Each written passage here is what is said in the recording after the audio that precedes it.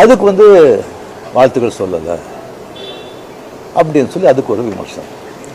இன்னொன்று வந்து விஜய் மேலே எனக்கு பொறாமை. நான் அரசியல் வந்து இல்லை, அரசியல் நான் இல்லைன்னு சொல்லி விலகி ஆச்சு. அரசியல் நான் இல்லாத போது அவர் மேலே எனக்கு ஏன் பொறாமை?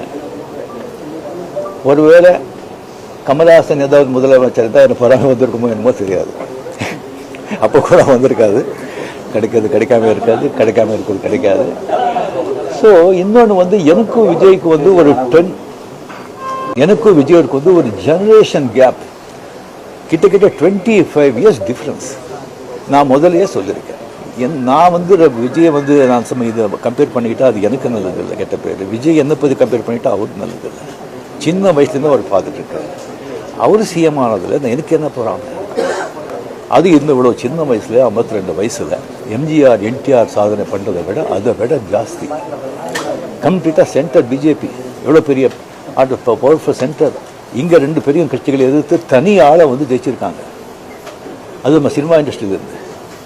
எனக்கு அது பொறாமை இல்லை, ஒரு ஆச்சரியம் கலந்த ஒரு சந்தோஷம். அடே யார் அப்ரிஷியேஷன், சூப்பர். ஸோ அந்த பொறாமையும் இல்லை. விஜய் அவர்களுக்கு வந்து நிறைய எதிர்பார்ப்புகள் இருக்குது ஜனங்க மத்தியில். டெஃபினட்டாக அந்த எதிர்பார்ப்பெல்லாம் அவரை சந்தித்து மக்கள் நல்லது செய்யணும், செய்வாங்கங்கிற நம்பிக்கை எனக்கு இருக்குது. அவருக்கு அதிக வாழ்த்துக்கள்.